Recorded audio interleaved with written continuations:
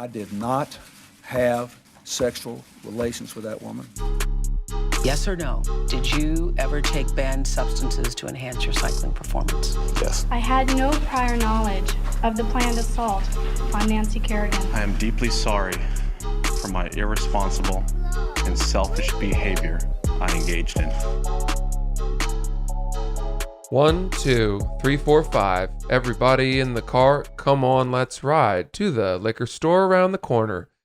Voice said he wants some chitty chews. But I really don't want to. It's Oops Podcast trying to do the lyrics to Mambo Number 5 by Lou Bega. What's he up to these days? He's hanging with, Angela, Sandra, and Rita. And as he continues, And they're getting sweeter. getting sweeter.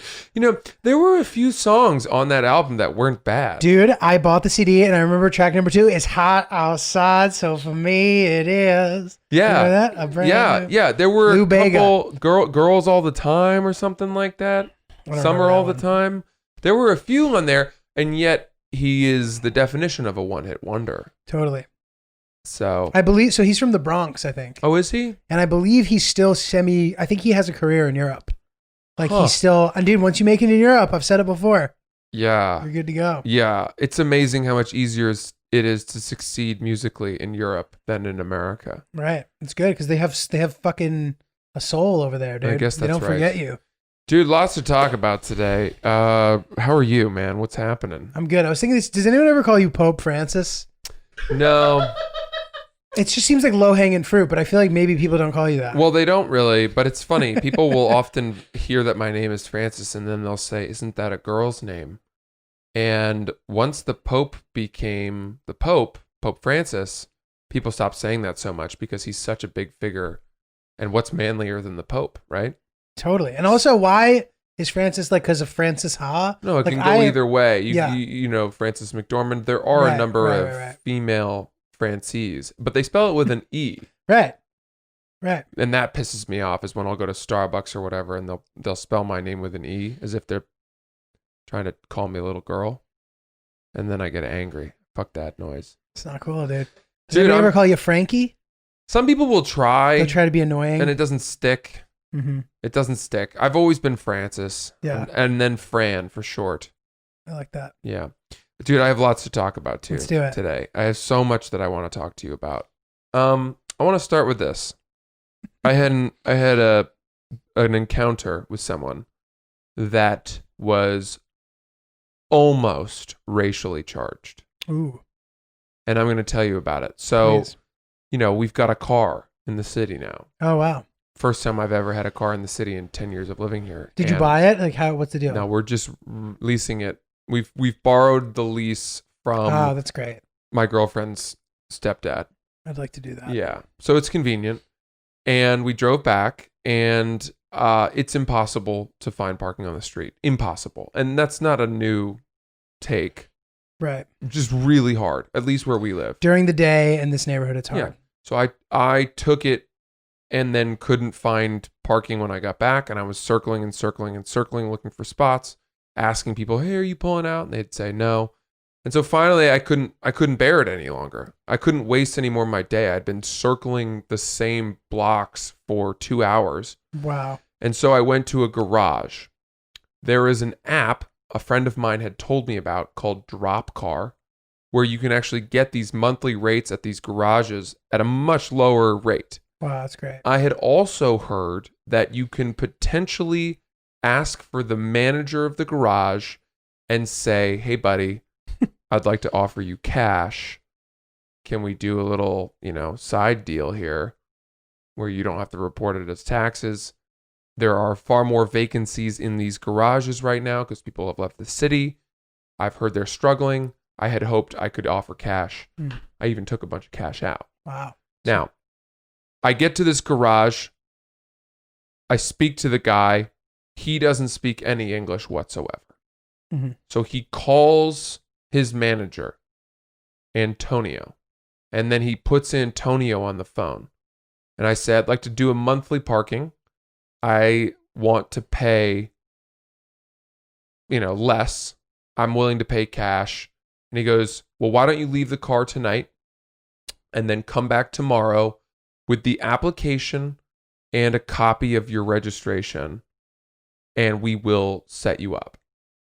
Because using this website, you have to apply using an application. Got it. And so I was like, all right, I'll come back tomorrow. And he goes, you can leave the car tonight for free. Oh, wow. I said, great. And he Very gave me a nice. ticket, and I left. The next morning I came back. He was there, the guy that I had spoken to on the phone, Antonio. And I said, okay, so I'd like to do a monthly. And he goes, well, do you have your application? And I said, no. I needed to get a copy of the registration first. And he goes, well, then I'm going to have to charge you for the night that you stayed here. And I said, well, you said that if I came with the monthly and did the monthly, that I wouldn't have to pay for the night, which was $75, by the way. Ooh, And the monthly was Jesus. $300, Okay. which is not a bad rate, but it's like it's a for third. one night. It's a third of. For one night, a Right. third of a 30-day, 31-day. That's very thing. frustrating. And I was like, well, that's ridiculous. I wasn't able to bring it because I knew I needed both things. And it hadn't been clear to me that I said it was clear, but it had not been clear to me that I needed the registration. I thought I needed the application. My intention was to come, talk to the guy the next day, sort everything out, go out and get the things I needed and come back. Mhm. Right. He was like, well, I'm not letting you leave unless you pay me for the $75. And we were having a hard time communicating and convincing each other of who was wrong. Mm-hmm. And the reason that I had not gotten the information was because Antonio, while he spoke some English, did not speak very much English. Mm-hmm. So that conversation that he and I had on the phone was very unclear. Okay. And as he was trying to tell me like why I had misunderstood him, for a split second, I had this thought in my brain. This is where, if I were a white woman in Kmart, I would say something like, you need to learn to speak English. Mm-hmm. Do you know how women say that? Yes. Like, Not a good thing to say. I did not say it, and I knew not to say it, Mhm. and I would never say that. But I realized, like, oh, this is the moment where people go viral for all the wrong reasons. Do you know what I mean? Yeah. And immediately, and this is what I think separates like a racist person from someone who, like, you know, hopefully me, who kind of gets it. That thought was immediately followed by like, fuck, I wish this guy spoke better English. And then it was, why don't I speak better Spanish? That's a good thought. Why would I not? What an important language to learn. It was shoved down my throat from 3rd grade to 5th grade. And then I opted to switch to French. Mm. You don't argue with guys at parking garages in New York in French. It's not going to happen. You don't need it. It's true. Why don't I speak better Spanish? That's on me. It would have been the practical move. So that to me is the full picture, right? Of like, I should have learned Spanish. Ideally, his English would have been better. If only we could communicate somehow, all of this would have been avoided. But instead, I had this idea of like, fuck that. Take your $75. I'm not going to give him the satisfaction. And I like drove the car away. Now, by the way, me giving him $75, that's his satisfaction. I know. He won. Yeah, he did. And then I left. Yeah, It didn't hurt him at all. I know. And even the argument of like, well, now I'm not going to go there monthly. He already got you for almost a quarter, or like half of the monthly, basically.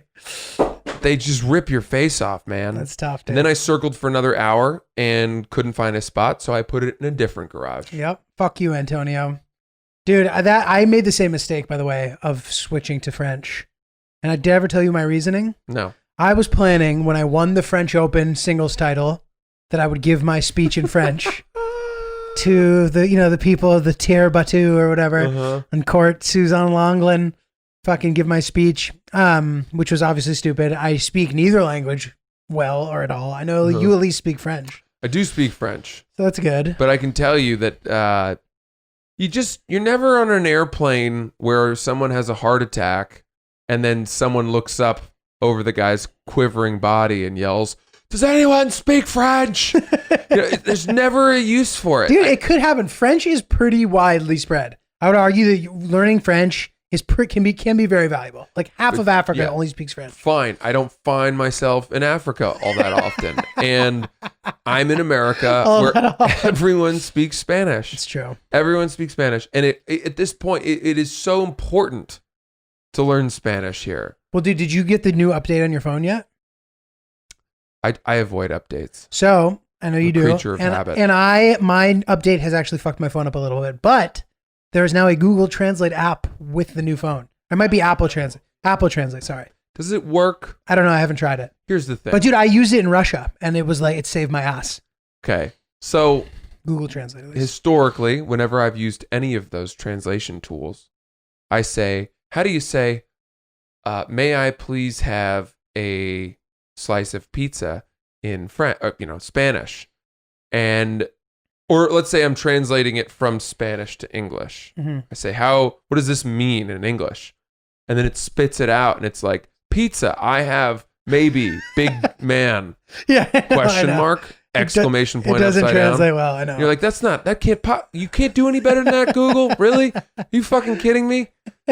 Even on Facebook, it's like, how is this translation? It's like really bad. Bad. Horrible. Yeah, especially with like, I have my like relatives who live in Italy, like it'll try to translate it. It's like, I am the ocean. Yes.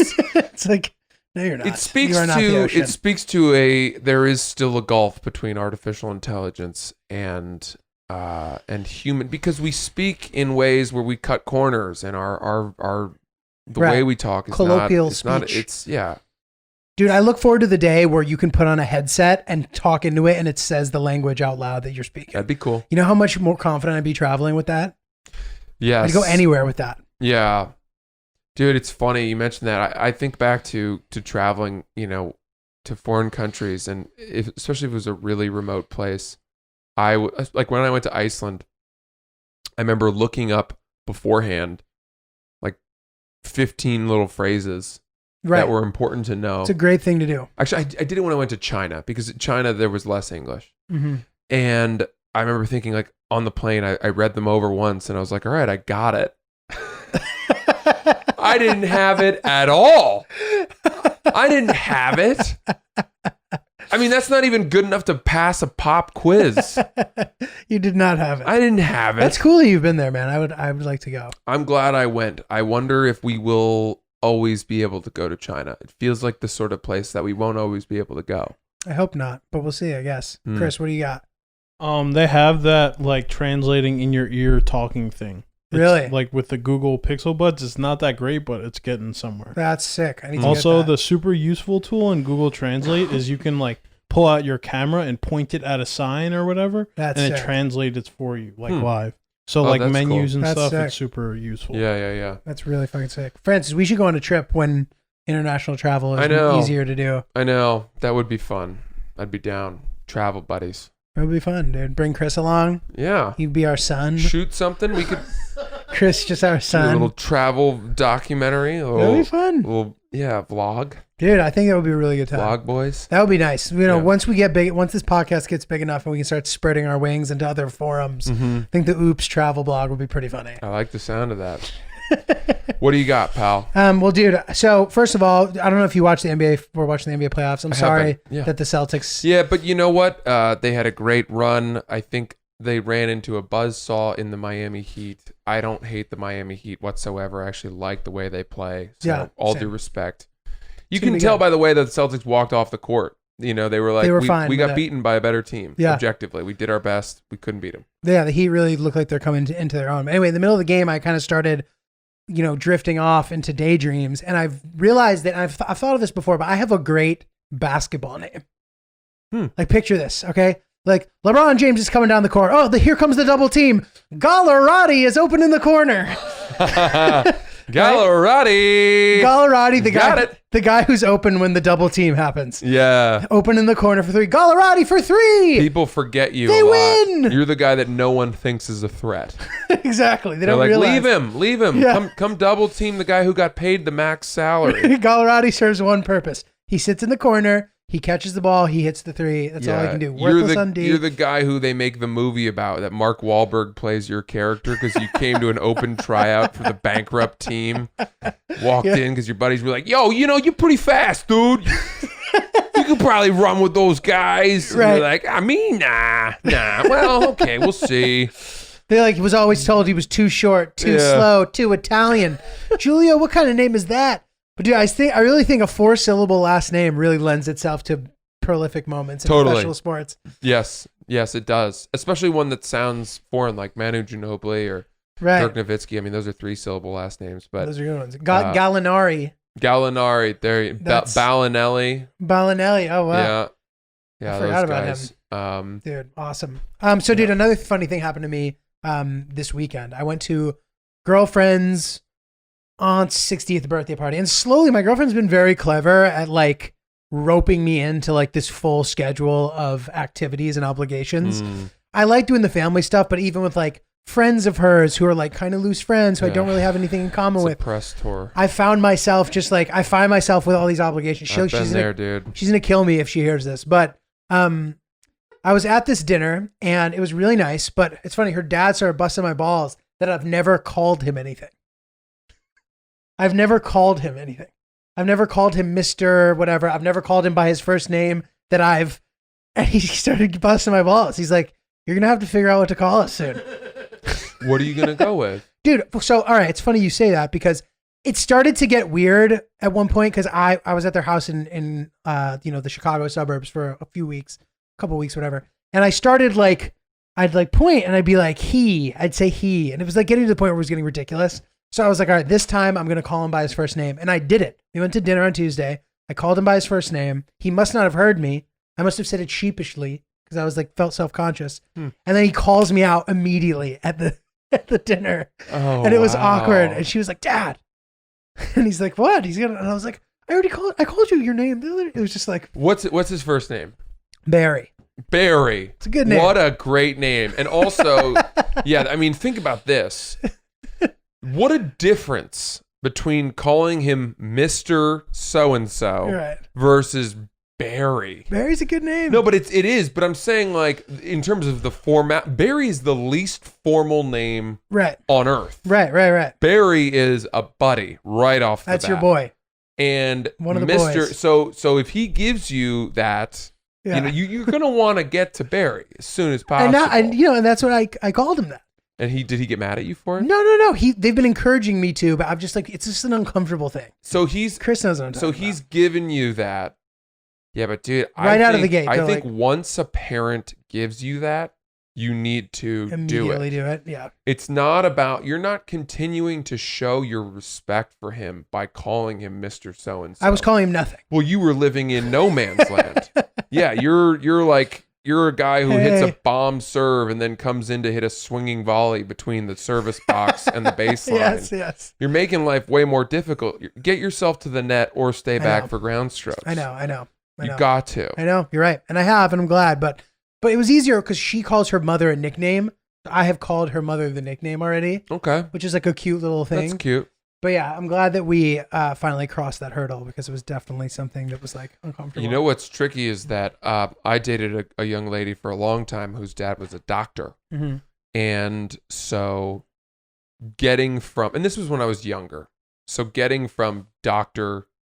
So-and-so to his first name was an even bigger leap. Interesting. When there's a fucking title. Right. You know.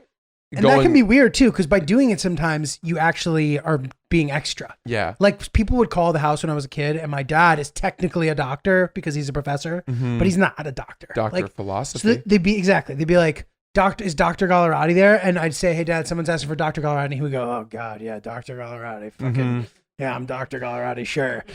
Like he just thought that was ridiculous. So my mom has a PhD too. And did people call her doctor? Well, no, but she would. When I was young, my dad would remind me that technically that was her official title. That's nice of him. Dr. Freeman. Yeah. Ride or die.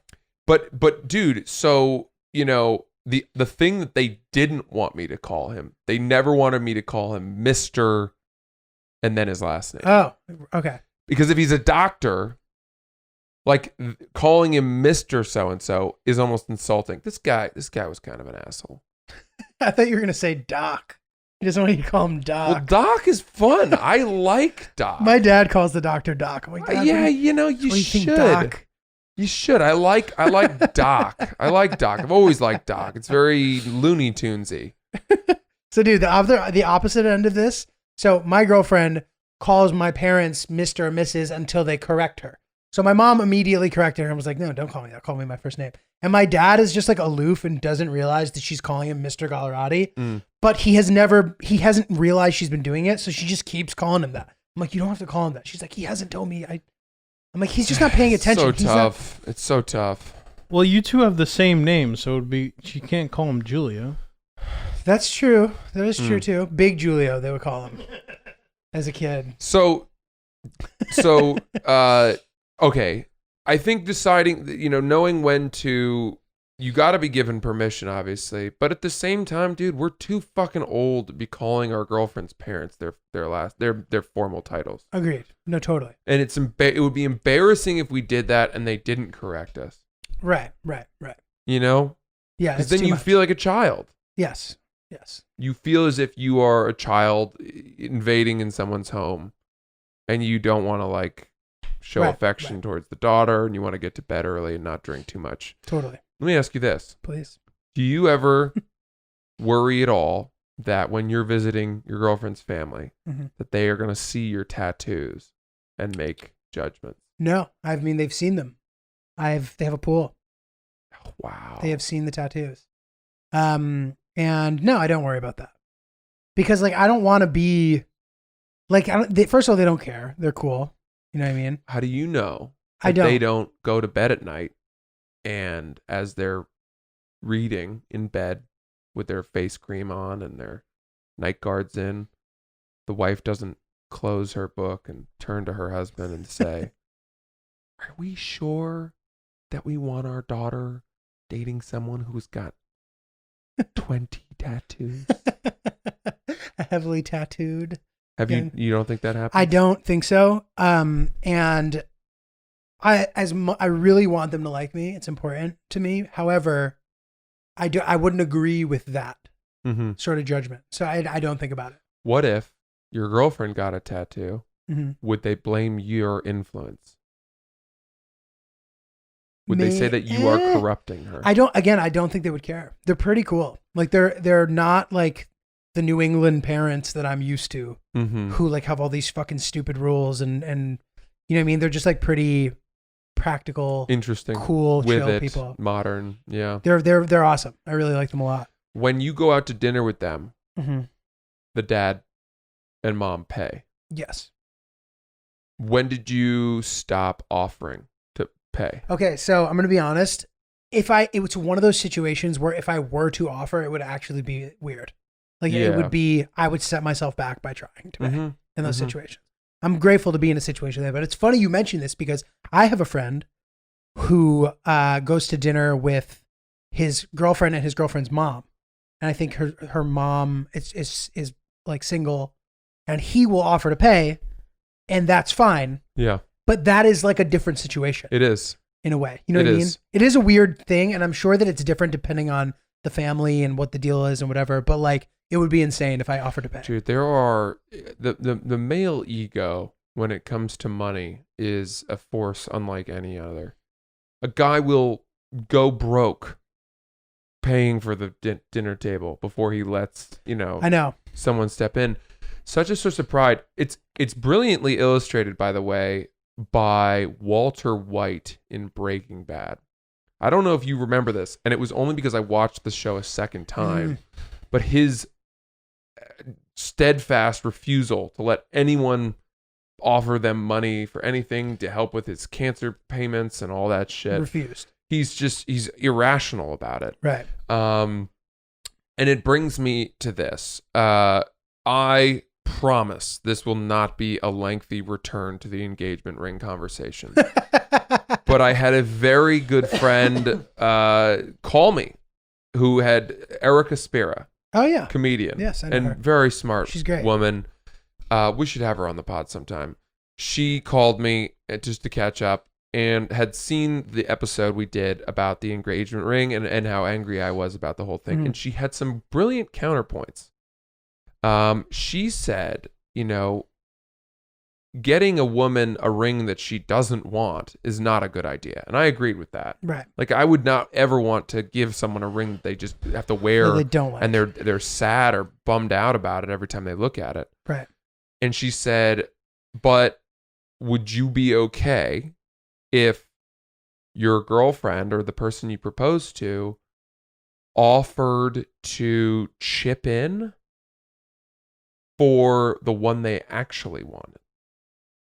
Like, potentially split the cost. Like, if you're Right. able to afford $10,000, Right. but she wants a $20,000 ring and she offered to pay $10,000 of it, would you be okay with that? She said, because most men she knows would not be okay with that. I wouldn't be would okay with never that. be okay with it. Would you be okay with it? 100%. Oh my God. Are you out of your mind? Apparently your ego then is not that bad. Dude, it's not about for sure. Help me. Chip in, subsidize it. Absolutely. To me, that is equality. Right? Like, if all of my arguments about this stuff stem from being raised in a devoutly feminist household. That's going to sound like a cop-out, and I'm sure people are rolling their eyes right now. But I genuinely believe that these old-fashioned routines and these, like, strictures that were established of, the man pays for the ring, the woman's family pays for the wedding, all this stuff, it defies steps of progress. It stands at odds with our efforts to close the wage gap, right? Because in theory, if you truly believe that women should not be making 20% less than their male peers in the same positions, and that we should all be paid equally, regardless of gender, then that is the money right there that makes everything equal. Right, Meaning, right. like these things, these Right. wedding rings or weddings, all of that. And if you are sharing your finances, then the guy at the table, chivalry becomes old-fashioned and outdated to me. Fine. These all are points that make sense, but there's X factors here that make that thinking more difficult to execute. And one of those things is it's special. It's a special thing. You pick the ring, you put it on Okay. a finger. Like, if you guys are like splitting it, you know what I mean? It's just like takes the gusto out of it. Then I want a ring too, of equal value. Or let's say, like, whatever I spent as a percentage of my income. You want a ring too. She'll need to spend let's call Come it a on, watch. dude. I want an Okay. engagement watch. I want it the same. That's the new thing. I get something too. Listen, dude. Listen. I don't. Because then I you will see what you you're will doing. know the pain of that financial burden. Right, dude. I've been thinking about how much of an intense expense that's going to be. But dude, I know. I hear you. I hear you, dude. I don't have a clue where I'm going to come up with the money Yeah, for that fucking thing. I know. I'm starting at zero. Every month I make my rent and I'm like, how? Really? Dude, it's as if the exact money that I make, I'm like, well, that's how much I have to spend this month. Okay. Well, here's Down to the that's crazy. dollar. That's crazy. Well, here's a question for you then. In addition to that, this stems from that because you now live with your girlfriend. Yeah. And that's exciting. Whatever. Great. Blah blah blah. Now, we don't have to talk about what your arrangement is. I know you've sort of alluded to it in the past. We don't have to go to the specifics of you, but I just mean in general. If you're splitting an apartment with somebody, do you think that you have more say based on the fact that you're paying more? Do you have more say on the space, and do you have veto power over things? Can you put your foot down? So this is great. The feminist in me says no. Right. It should not be that I have the ability to say, well, that couch you like, sorry, that's not the one we're going with. We're going with the one that I like because I pay more of the rent. Yeah, like say you pay 2/3 of the rent. Yeah. Therefore, right. So, all right. Sorry, I interrupted you. No. Well, sorry. Keep going. I mean, No, there's nothing more. I don't have We anything can be else. honest. Like, that's about what I pay of, Okay. of this apartment. Okay. And it's not because, you know, I'm sure my girlfriend, if she were making more money, would go halvesies, Mm-hmm. right? But I know what her financial situation is, and I am just able to pay more. Right. So, okay, I do not think that because I pay more that I should have. It's her home, Right. you know, Right. just as much as it is mine. And I think that's so. This is an easy thing to talk about, and a thing that I've noticed with relationships that I've seen where the guy is paying for more of the stuff, say whatever, Mm-hmm. and when things are normal, it's fine. But I've noticed that there's like a boiling point where if they start fighting, that comes up most of the time. Really, you've seen that? I've seen it a lot, and it's like in all ages too. So guys they invoke that. So if they feel insecure or if they feel like the person is like not giving them enough praise for how well they're taking care of them, then they will be like, oh, well, I do this, and this for you. Yeah, but dude, see that's not good. That's a hair away from being like your place is in the kitchen and my place is here to I know. make money and It's pay for our certainly shit. It's certainly And taking that's- steps in that direction. That's like It's not fair. bullshit. Right, I agree. But, you know, I'm sure that there's someone who would argue, and I'm not the person arguing this, but I'm sure there's a person that argued like you're the one who's facilitating this place for the most part, right? You're paying more. Therefore, how do you then not have more say over what happens? And my answer to that is like what you said. It's her home too. It sucks to like create this like weird thing. Like you want her to feel comfortable. You want her to feel equal. You don't want her to feel Yeah. like you're a prisoner. No. You know what I mean? You don't want her to resent you. No. It's worth it to avoid those things to have it be fair and split 50-50 as far as decision-making process. Yes. Right? Yes, but also you're agreeing on your place of where you live together, and it's not just about avoiding. And I know that's not what you're saying. It's not just about avoiding like the blow up where you say like I pay this much. It's about it should be equal. You are cohabitating. Right. You are a team in making a home. Yes. And but dude, I do a joke where I'm like, when we moved in together, she moved into my home, Right. and that's tough. It's a tough thing because you've been accustomed to your space Yes. for multiple years in my case, and all of a sudden I watched as at least half the closet space was taken over. Right. And I had to find a way to kind of pack everything into a much smaller. I felt like I was being edged out Right. of my own home, and that's tough. Yeah. But dude, I don't know the answer. Like your original question was, do you think that that I have any more power? Any more say over do you have veto power? Like, sure, it's fine. But if you really feel strongly, put your foot down. And the reasoning being not because you feel strongly, but it's because it's an unspoken truth that you are paying more. Therefore, you have this like veto power. 2/3 majority in the Senate. I don't think that should be the case. And I also think that I have made it so abundantly clear that I don't feel that way, that, any arguments we have, You're losing them all. I'm losing them all. Yeah. She knows that I would never go to a place of being like, well, I pay more. You know what I Right, mean? I would right. never use that. So she's just able to like swing for the fences and just make me eat my own shit. So, dude, so this is a good question now, though. The other way around, would you be okay with being in a situation where you were the one paying a third? 100%. 100%. Dude, who are these fucking men who can't handle it? And I don't mean that in disrespect, because No, it's if okay. that's you, It is me. oh my But that's God, funny. dude. This again, respectfully, I think it's the male ego. And Yeah. I don't know if it's because you're Italian or like, and I don't mean to get personal. What a joy it would be to pay less than half the rent. Yeah. To split every dinner we go out for, or even have her pay more. Oh my God. Yeah. You know how much more money I would be making I know. and saving? You know how much more of my own things I could buy? Yeah, I know. What a godsend. So let me tell you about this though. So I've been in a situation sort of like that before.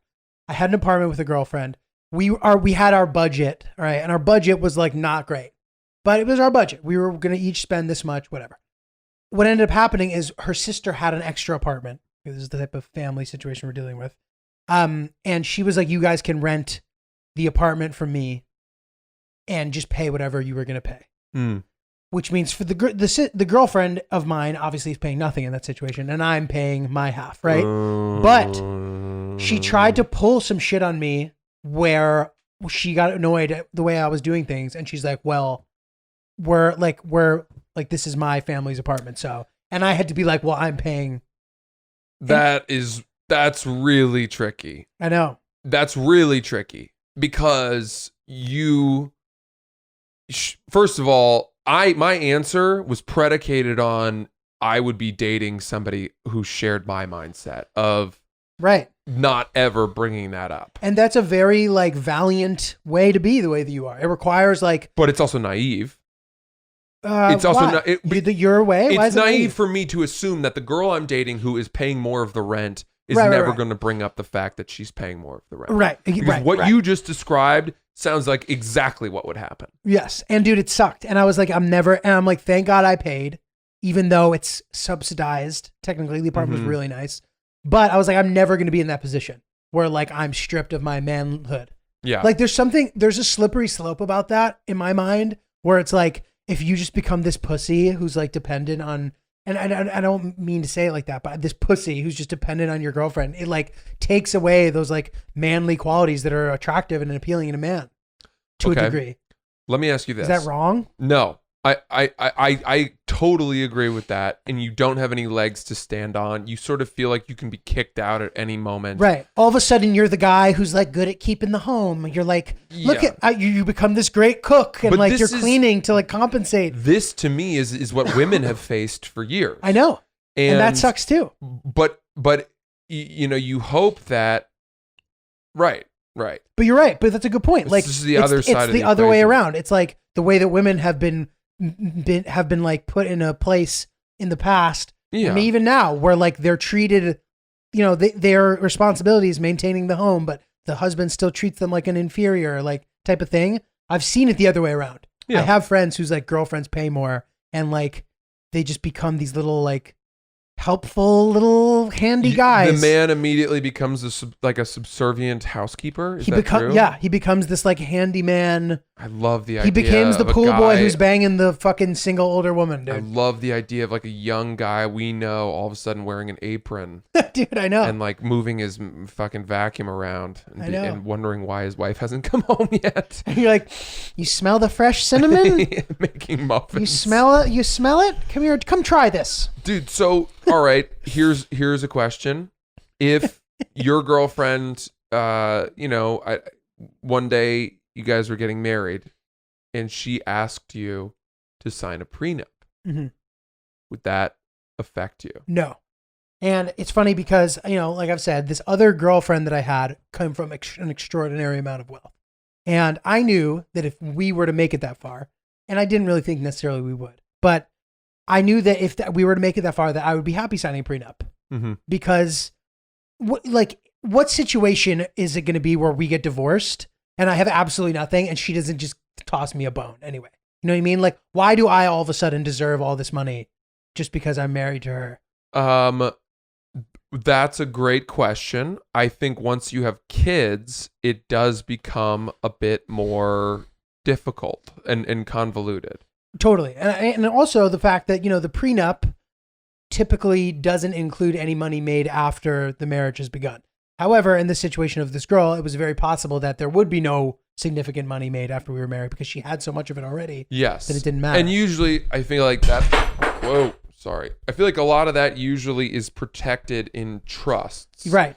But my question is, okay, let's say that you guys had kids and then you sent them to an expensive private school, and by their 4th grade year, the marriage fell apart, and all of a sudden, the prenup or she's not going to give you, let's say you didn't have a prenup, but she's not going to give you anything, or the prenup had stipulated that you were going to get very little, and then your marriage ends and all of a sudden she's asking you for half the tuition. Okay. So I would put it, I would trust that, especially because her parents are such nice people, that they would make that I have to sign a prenup situation a very fair prenup. And I would look at all that beforehand. And like a situation like that, I'd be like, listen, like, you'd be smart about it. Yeah, I like to think that I'd be smart about it. I'd be very willing to entertain that conversation though, because I think it's fair. You know what I mean? Like, what if I'm some dirtbag? Like, how many times do you see a situation where like these rich people just don't see that they're being manipulated and operated? And I'm fine with having to sign something to prevent a situation that's uncomfortable for everybody like that. There was an article in the New York Times not too long ago that's talked about how millennials are signing prenups in both directions, or like mutually agreed upon prenups, but that women are having men sign them and men are having women sign them. And that it's not even so much about protecting yourself against, being taken advantage of in the event of a divorce, but more rather that if the worst case scenario happens, you've already got a plan to follow. Right. And it just makes things a lot less complicated. Totally. And I think if you phrase it that way, it's less hurtful, and you move away from this idea that a prenup is all of a sudden you betting against your marriage. Exactly. And because things get dodgy, things get shitty. And it's really nice to have some sort of thing in place to protect you from that, to be honest. Yes. To protect you from how terrible, because you've seen that movie Marriage Story. I thought that I did not watch that movie. I had no interest in watching that movie. It just seemed like it would ruin my day. Fair enough. I liked it a lot. I thought it was really good. Mm-hmm. And one of the things it shows is that even though here are two very reasonable people who love and respect each other, and even though the marriage is over, it still got ugly. Yeah. Like the lawyers, like all the shit. It just seems like a situation that just can get really ugly when you get divorced. I'm not speaking from experience, but I feel fine about the idea of having a prenup in place. I will say this. My girlfriend, and granted, I've had a couple of good years, money-wise. I've gotten, after 10 years of being extremely unlucky, I've gotten very lucky in the past couple of years. Even with some of the unlucky things that happened, things have been going well. Who knows what's going to end up happening. But I anticipate that my girlfriend, if we were to take the next step, will always consistently be the breadwinner of the family. Really? With how clear her trajectory is in her career, mm-hmm. how good she is, how hard of a worker she is. She also was kind of like an all-star, like, the people that you went to school with, like top tier university, all the right internships, great job, great work ethic, great everything. Like, she is a star of that. Yeah. And she's going to make a lot of money. And I know that. And I've sort of tried to think in my head, I'm like, what if I just never get there? What am I going to do? And I haven't thought about it much. You're going to have to learn how to make a quiche. That's for sure.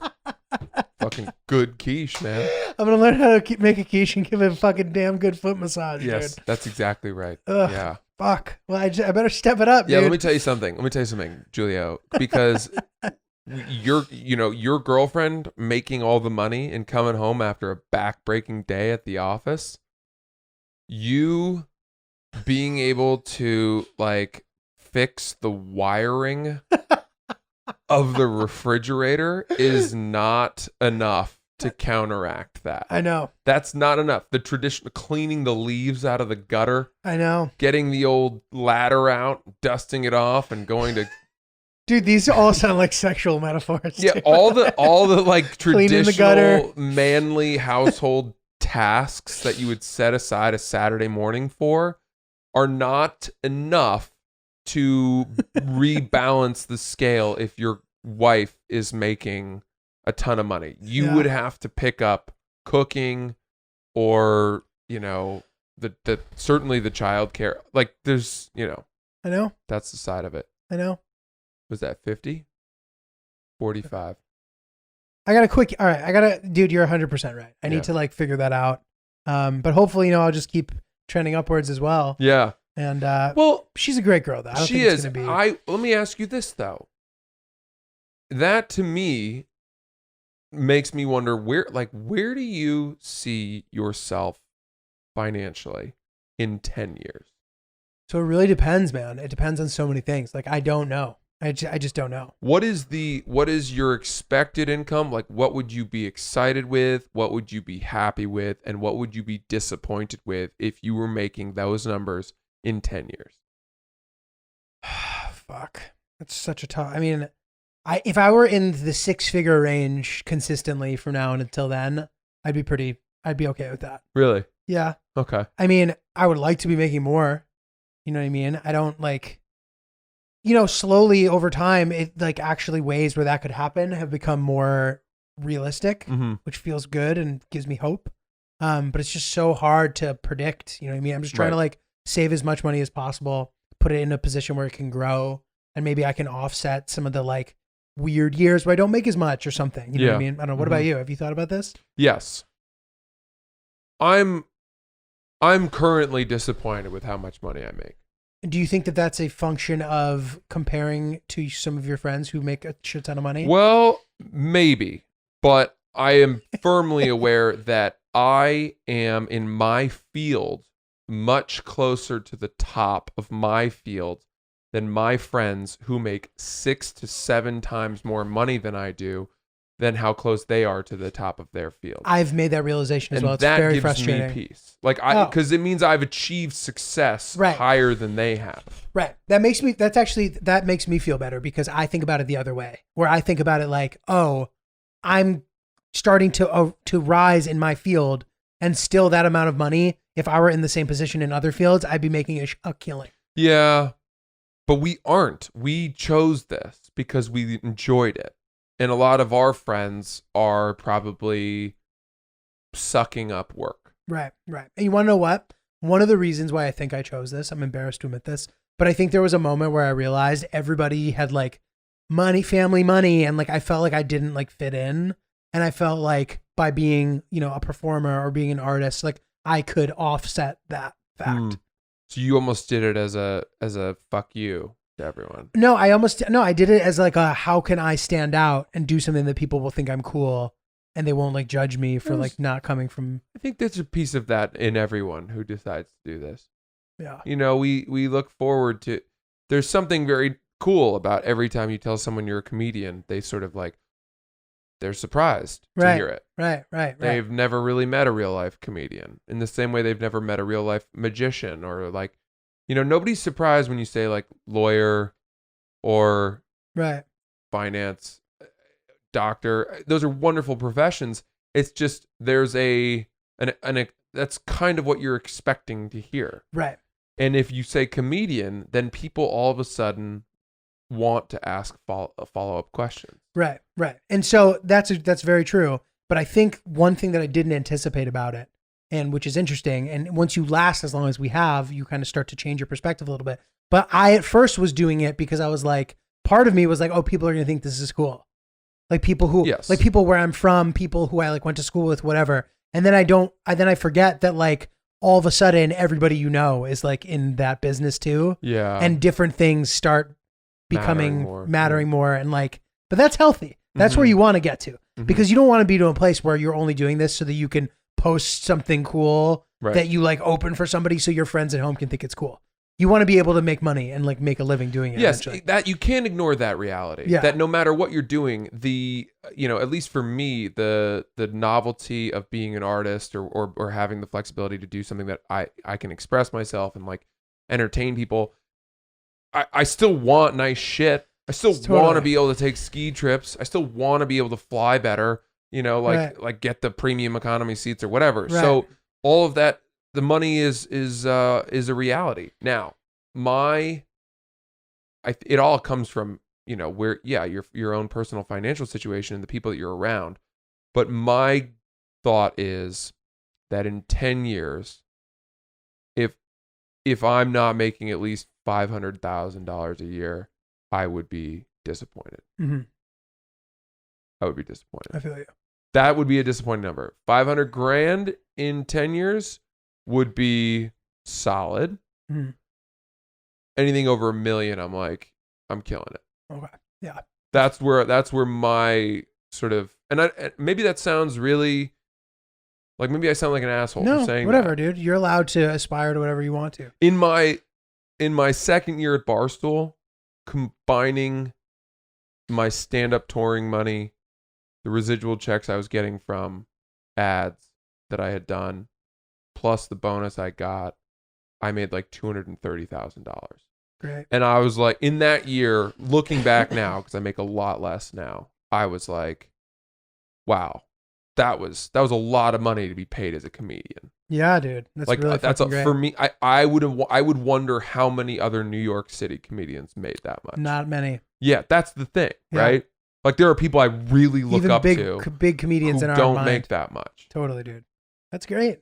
And listen, you know, it's a thing where you're gonna have those up and downs, Sucks. and it's frustrating. You get used to having that much money coming in, direct Right. deposit, month after Yeah. month after month. I'm putting money into my 401k. Yeah. I'm spending. I'm paying. I'm not worrying about going out to restaurants like twice a week instead of once a week. And then all of a sudden it's gone, and it's like, how do you readjust I know. to making like 60% of the income? I you know. had? I know. It's a crazy thing. And dude, I think you're gonna be fine though. No, I'm not worried. I'm resourceful. I've always found a way to find money in strange places.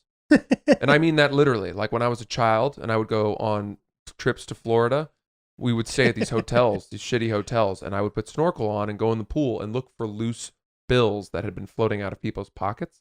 And I found them. It happened. You look, you'll find it. I found a 10 once. I found a 5. I remember finding those and thinking I was the richest person alive. I used to spend hours just Big money. with the snorkel on, face down, looking for cash floating Fran's around just shitty looking pools. for cash, dude. That's great. Yeah. It's awesome. Well, dude, I will say this. I think that people say money can't make you happy. It is true. However, not having money can make you unhappy. That's definitely true. And I think that once you have money, then you can start to decide what's going to make you happy, even though it won't be that money necessarily. Exactly right. Right? People who say money doesn't make you happy are either really rich or really poor, I find. That's so true. Yeah. Wow. That's fucking great. Cool. Awesome, We're man. It's the podcast. We'll see you guys on Thursday. Thanks so much for listening. Talk to you soon. Hey, thanks for watching that video, everybody. I hope you enjoyed it as much as we did. If you liked it, subscribe to our channel or check out some of these other great clips. Oops.